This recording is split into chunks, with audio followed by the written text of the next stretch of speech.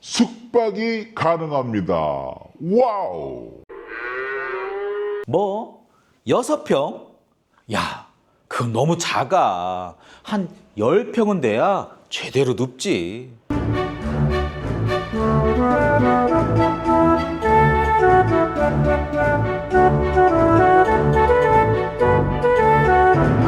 All happy together 농산당입니다. 얼마 전 경양 하우징 페어 편에서 저희가 직접 보고 왔는데 오늘의 주제는 농막 아니죠. 바로 농촌 체류형 쉼터입니다.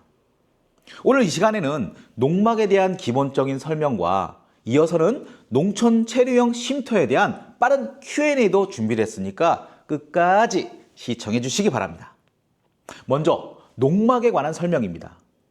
여러분, 이른바 농막으로 불리는 가설 건축물이 있죠? 아마 관심이 있으신 분들은 잘 아실 거고요. 다들 한 번쯤은 어디선가 보셨을 거예요. 그래서 이게 정확히 뭐냐?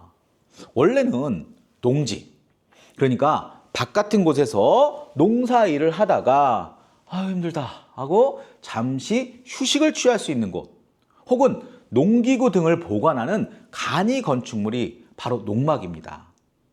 당연히 기존 농막은 숙소, 즉 숙박은 하지 못합니다.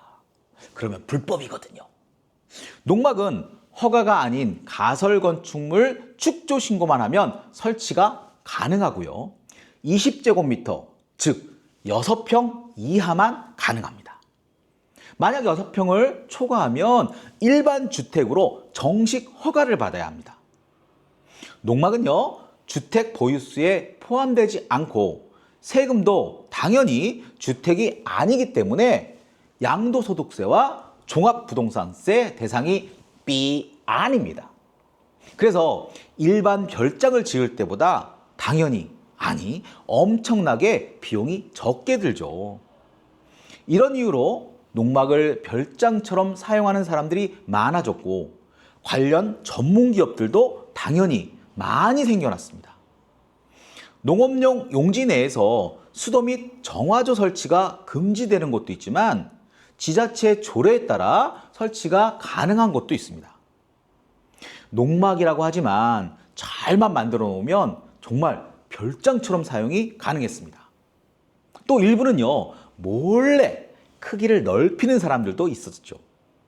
그래서 농막은 세컨하우스로도 인기가 좋았습니다. 원래 농사하시는 분들이 농기구를 보관하고 또 일하다가 잠시 쉬는 공간이 농막인데, 즉 간이 건축물인데 별장으로 사용하는 사람이 늘어나다 보니까 원 취지에 맞지 않아 정부에서는 규제를 하려고 했어요. 실제로 관련된 문제점이 많이 있기도 했답니다. 일례로 제주의 한 농막에서는 농업용 전기를 끌어다가 가상화폐 채굴장으로 사용하다가 적발된 사례가 있었고요. 농지에서 농사는 안 짓고 별장으로만 사용하면서 농업용 전기와 수도를 끌어다 쓰는 경우가 많았거든요. 그래서 농림축산식품부는요, 처음에는 불법 농막을 규제하려고 했지만 농촌 인구 고령화로 일손 부족과 또 지방 소멸을 우려하는 상황에서 현실과 동떨어진 규제라고 해서 현실에 맞게 규제를 재정비할 필요가 있다는 지적과 함께 주말 농장족 그리고 귀농 귀촌인들의 반발에 부딪히자 농촌 체련 쉼터를 도입하는 방침으로 바꿨습니다. 이런 사연으로 우리가 지금 많은 관심을 갖고 있는 농촌 체류형 쉼터가 등장하게 된 것입니다. 그렇다면 기존 농막과 농촌 체류형 쉼터의 차이점이 무엇인지 정말 궁금하시죠? 자세하게 알려드리겠습니다. 일단 크기부터 살펴보면 농막은 6평, 그리고 농촌 체류형 쉼터는 10평으로 크기가 1.6배나 큽니다. 그리고 농막과 같이 주택으로 치지 않습니다. 당연히 비주택으로서 양도세와 양도소득세와 종부세 등 부동산 관련 세제는 부과 대상이 아니지만 그래도 취득세 10만 원과 재산세 10,000원은 부과된다고 합니다.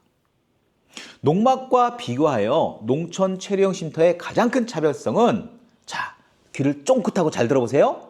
바로 임시 숙소로 사용이 가능하다는 점입니다. 즉, 이제 숙박이 가능합니다. 와우! 그리고 사용 기간이 처음에는 기본 3년에서 이후 매 3년씩 최대 3회 연장이 가능하여 최대 12년까지 사용이 가능하다고 발표했지만, 아니 그러면 12년 뒤에 없애야 한다면 누가 자기 재산을 투자해 쉼터를 짓겠냐? 이런 비판이 잇따랐고, 이에 정부가 12년 후에도 지방자치단체의 조례를 통해서 안전, 기능, 미관, 환경을 해치지 않는 범위 내에서 추가로 사용할 수 있도록 허용한다고 했습니다. 즉, 사실상 12년으로 제한하는 방침을 철회한 것입니다. 농촌 체류형 쉼터는 아무렇게나 설치하는 것이 아닙니다. 설치 조건이 있습니다. 우선 영농 의무가 있습니다.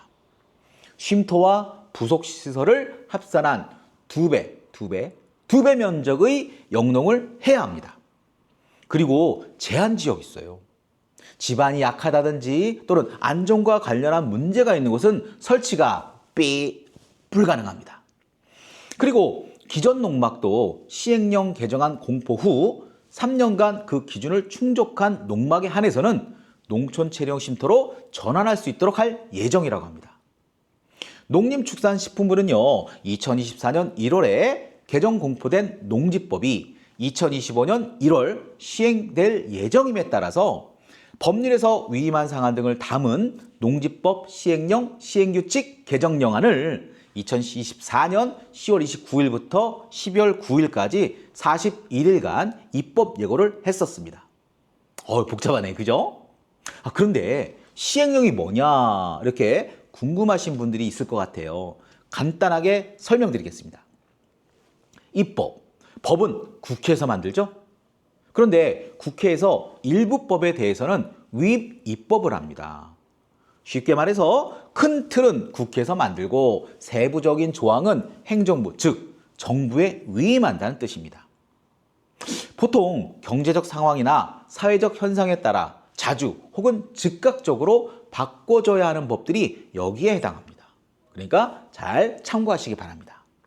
자, 그럼 빠르게 농촌 체류용 쉼터에 대한 Q&A를 진행해 볼까요? 네, 일부 매체에서는 2024년 12월부터 가능하다고 하는데 실제 농지법 시행령 및 시행 규칙이 반영된 이후에 가능하므로 바로 설치는 하지 말아주시기 바랍니다. 주택이 아니므로 양도소득세와 종합부동산세는 0원, 즉 없습니다. 그러나 취득세는 설치 시 10만 원 1회 납부, 그리고 재산세는 매년 6월 말 10,000원을 연납으로 납부해야 합니다. 전입신고를 할 경우에는 임시숙소로 규정하고 있는 농지법을 위반하게 되므로 원산복구 등의 행정처분이 내려질 수 있습니다. 따라서 전입신고는 안 하시는 것이 좋겠죠? 농촌 체류형 쉼터는 거주자의 안전을 고려해 1층으로 제한한다고 합니다. 1층은 높이 4m 이내에서 다락 또는 복층 구조는 최대 1.5m까지 설치가 가능합니다. 만약 경사 지붕일 경우에는 최대 1.8m까지 설치가 가능합니다. 기존에는 임시 거주용 가설 건축물이므로 12년이 지나면 내구 연한 도래로 철거가 원칙이었으나 이 많은 비판 등으로 그 원칙을 사실상 철회한 것으로 볼 수 있습니다. 안전상의 문제만 없다면 12년 이상 사용이 가능할 것으로 보고 있습니다. 자, 여러분, 오늘은 농막, 아니 농촌 체류용 쉼터에 대해 알려드렸습니다. 기회가 되면 농산당에서는 현장 출동으로 농촌 체류용 쉼터를 직접 취재할 수 있도록 하겠습니다. 기대해보세요. Coming soon! 여러분, 농산당의 열혈당원이 되어주세요. 구독과 좋아요는 사랑입니다. 자, 여러분 오늘 또 농산당 하세요.